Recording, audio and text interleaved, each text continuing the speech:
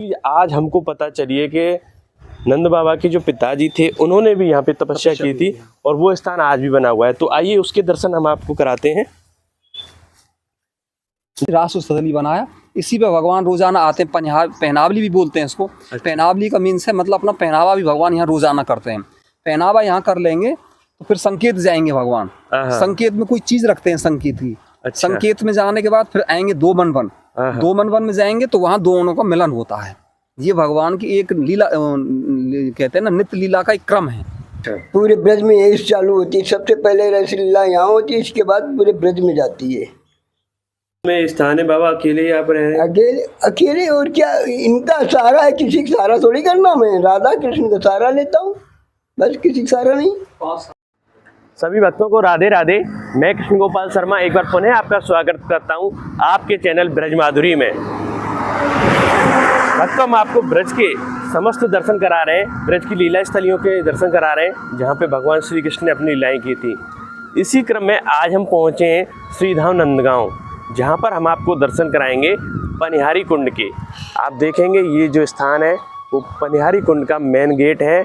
यहीं से हम आपको अंदर लेके चलेंगे और आपको पनिहारी कुंड के दर्शन कराएंगे। और भक्तों, हम पहुँच गए पनिहारी कुंड पर। ये पूरे जंगल में स्थान है। आप चारों तरफ देखेंगे यहाँ पे जंगल ही जंगल है। उसमें एक एकांत स्थान में ये स्थान है पनिहारी कुंड। यहाँ पे एक बहुत ही प्राचीन मंदिर भी है, उसके भी दर्शन हम और आप करेंगे। और ये ब्रज की ऐसी लीला स्थली हैं जहाँ पर लोगों को पता नहीं है, वो पहुँच नहीं पाते हैं। हम और आप आज पनिहारी कुंड के दर्शन करेंगे। आइए। सुंदर से स्थानों में हमारे राधा रानी और भगवान श्री कृष्ण नित्य विहार करते हैं, आज भी करते हैं।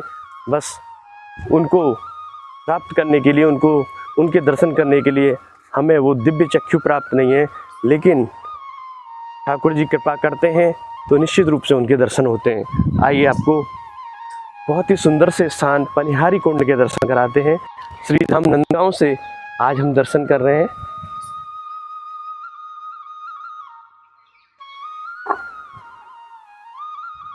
कितने अद्भुत ये स्थान है, कितनी शांति है। जय हो। ठाकुर जी के दर्शन करते हैं। जय हो मेरे ठाकुर। बाबा राधे राधे। राधे राधे। बाबा, ये जो ठाकुर जी हैं, ये कौन सा स्वरूप है ठाकुर जी का? ये बाल कृष्ण है, राधा है तो बाल कृष्ण है, बाल भगवान है। बाबा, ये जो पनिहारी कुंड है, बहुत ही सुंदर ये स्थान है, इसकी क्या कथा है? इसकी कथा बहुत बड़ी है। इसकी ऐसी महिमा है कि जो नंद बाबा जब आए हैं वहाँ गोकुल से छोड़ के राक्षसों दैत्यों ने उनको परेशान किया। नंद बाबा जो ये ऊंचा जो पर्वत में बना हुआ है नंद बाबा का, इस पे कोई दानव न कोई बदमाश न कोई डकैत आ सकता है। नंद बाबा ने सोचा कि वो ही निकल चले। यहाँ आए नंद बाबा, यहाँ नंद बाबा ने 56 कुंड खुदवाए पानी के लिए। यहाँ पानी सब में खारा मिला, पनिहारी कुंड में यहाँ जो है मीठा पानी मिला। अच्छा। यहाँ मीठा पानी मिला तो जसोदा मैया उनकी सखियाँ सब पानी भरने यहीं आती थी, तो इसका नाम पड़ा पनिहारी कुंड। तब इसी जगह जो है राधा कृष्ण ने रहस्य किया है। ये नहाते थे, नहा के राधा कृष्ण ने यहीं से रहस्य चालू किया है। रस लीला यहीं पनिहारी कुंड से ही पूरे ब्रज में चलती है। अच्छा। तो यहीं पे ठाकुर जी और राधा रानी लीला करने आते थे? यहीं से करते हैं, यहीं से आए, यहीं से रस लीला पूरे ब्रज में चालू होती है। अच्छा। पूरे ब्रज में यही चालू होती है। सबसे पहले रस लीला यहाँ होती है, इसके बाद पूरे ब्रज में जाती है। तो यहाँ पे जो सखियाँ आती थी और राधा रानी पानी भरने के लिए सखियाँ पानी नंद जसोदा मैया उनकी सखियाँ सब पानी यहीं भरने आती थी, यहीं नहाती थी, पानी भर के ले जाती। प्राचीन ये कुआं बना हुआ है यहीं पर, इसी पानी भर के अभी इस वक्त रद्द हो चुका है, बना रिपेयरिंग देखने के लिए बना हुआ है कि प्राचीन चीना बना रहे। ये यहाँ की महिमा है, बहुत विचित्र महिमा है यहाँ की। अच्छा। बाबा, आप ही सेवा करते हैं यहाँ की? मैं ही सेवा करता हूँ। तो संचालक हमारे ये खड़े हैं। अच्छा। मोहन श्याम। तो जंगल में स्थान है बाबा, अकेले आप रहे? अकेले और क्या, इनका सहारा है, किसी का सहारा थोड़ी करना। मैं राधा कृष्ण का सहारा लेता हूँ, बस किसी सारा नहीं। 5 साल यहाँ मसंद और रहते हैं, लेकिन हम चले गए घूमने को 5-6 साल सुनते रहते हैं। अच्छा। तब भंडारे अंडारे चले जाते हैं, बेटा उनको भी खर्चा चाहिए ना। बाबा यहाँ तो लोग तो आ नहीं पाते हैं दर्शन करने के लिए, यही कम तो आते बात, हैं। बहुत कम आते हैं। इतना प्राचीन स्थान है, यहाँ तो आना चाहिए। आना चाहिए, जब इसको जब कोई जानकारी हो नेट पे निकलते रहे तब जो ये आए। यहाँ नेट पे कोई निकलता नहीं, न निकला हूँ मैं किसी को ज़्यादा, अच्छा। क्यों ज़्यादा मैं शिक्षित नहीं उतना है जो हम नेट पे निकल आए। बाबा राधे राधे। राधे राधे राधे। राधे राधे। और भक्तों, आपने देखा किस तरह से बाबा ने पनिहारी कुंड की जो कथा थी वो हमें सुनाई। और यहाँ पे हमारे भैया जी हैं, उनसे बात करें। राधे राधे भैया। राधे राधे भैया। क्या नाम है भैया? मेरा नाम मोहनश्याम है। मोहनश्याम जी, बहुत ही सुंदर ये स्थान है, पनिहारी कुंड है। और क्या क्या दर्शन करने के लिए यहाँ पे है? यहाँ पे एक जगह वो है जहाँ पे पर्जन्य थे ना, नंद बाबा के पिताजी। अच्छा। तो पर्जन्य ने यहाँ पे तपस्या की थी। मैं आपको उस जगह पे ले चलता हूँ। नंद बाबा के पिताजी प्रजन्य थे? पर्जन्य थे, हाँ। प्रजन्य जी। उन्होंने यहाँ पे तपस्या की थी? पर्जन्य ने तपस्या की थी। आज हमको पता चलिए कि नंद बाबा के जो पिताजी थे उन्होंने भी यहाँ पे तपस्या की थी, और वो स्थान आज भी बना हुआ है। तो आइए उसके दर्शन हम आपको कराते हैं। जैसे भैया ने हमें बताया कि नंद बाबा के जो पिताजी थे प्रजन्य बाबा, उन्होंने एक कथा और है यहाँ पे जी। एक कथा यहाँ की ये है कि हमारे नंदगांव का सखा था। अच्छा। आज से हजारों वर्ष पूर्व जब भगवान ने अवतार धारण किया तो वो जावट ग्राम है ना, हाँ। जावट ग्राम में बिहाने के लिए गया। जावट ग्राम में बिहाने के लिए गया तो वो एक सखी थी जिसके साथ उसका शादी हुई। तो उसको ब्याह करके जब लाने लगा तो उसकी माँ ने कही कि बेटी तू नंदगांव में जा रही हो ना, तो नंदगांव में एक बालक है, उसका नाम कृष्ण है। तो वो है तो 9 वर्ष का, परंतु नटखट बहुत है। उसको अपना ना मुँह देखना उसका मुँह, ना उसका मुँह दिखाना है। तो उसने कहा ठीक है मैया। तो वो ऐसे ही आई तो रथ आ रहा था। उसने कहा नई बहू आई है। तो फिर उसने कही कि भाई इसका मुँह देखूंगा। तो धम से भगवान उसके ऊपर चढ़े, रथ के ऊपर। तो उन्होंने कहा बोल बहू मुझको अपना मुँह दिखाओ। तो उसने कहा बोल मैं अपना मुँह नहीं दिखाऊंगी, मना कर दिया। तो भगवान ने फिर उससे कहा नहीं मैं आपको मुँह नहीं दिखाती। तो भगवान ने कहा तुम्हें मेरा मुँह देखने के लिए प्रयत्न करना पड़ेगा अपने आप से कोई। तो फिर कुछ दिन बाद क्या हुआ कि यहाँ पे वो हमारे नंदगांव में अभी बाबा ने बताया कि यहाँ पे मीठा पानी है। तो मीठा पानी आज भी और 1000 वर्ष पहले भी भगवान कृष्ण के ज़माने में मीठा पानी था। आज भी मीठा पानी यहीं है, क्योंकि नंदगांव में जो वाटर सप्लाई है यहीं से पानी जाता है।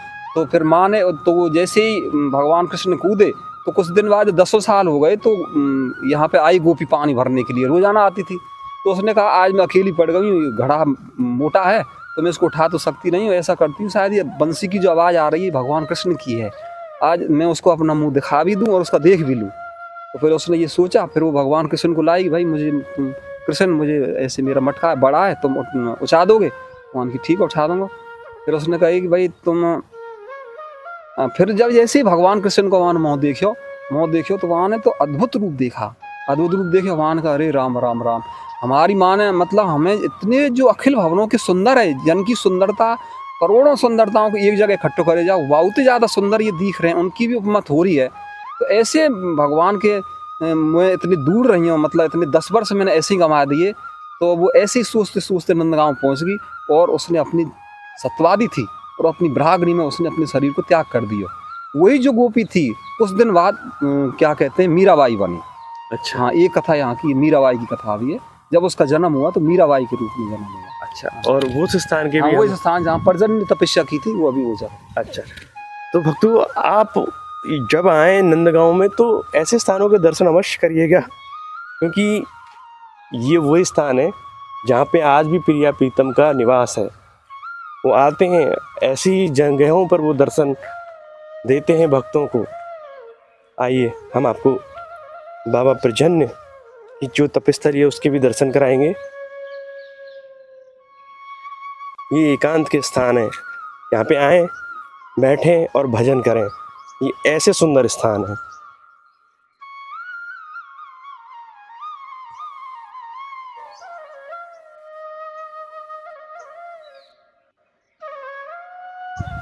ये एक रास मंडल बना हुआ भैया है।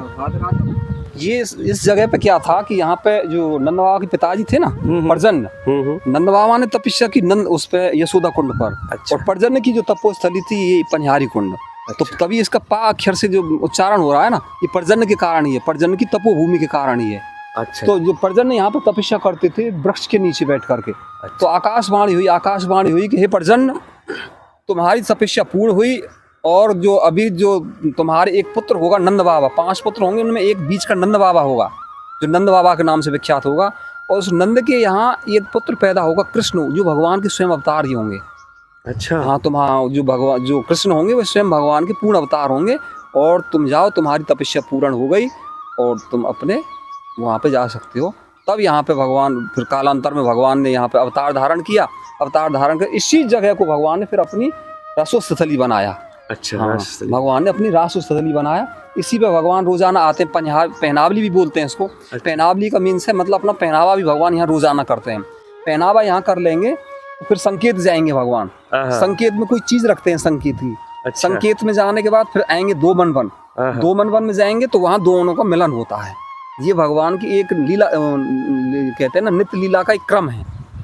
पनिहारी कुंड आना प्लस संकेत बट जाना। संकेत बट में जा करके कोई अपनी चीज़ रखना, जिससे संकेत कहते हैं, उसका नाम संकेत पड़ा। फिर वहाँ पे 2 मिलन, दोनों का मिलन होना तो 2 वन में होता है। तो यहाँ पे ये लीला है यहाँ की। तो भक्तों, भैया ने कितना सुंदर तरीके से हमें बताया। ब्रिजवासी हैं, नंदगांव के रहने वाले हैं।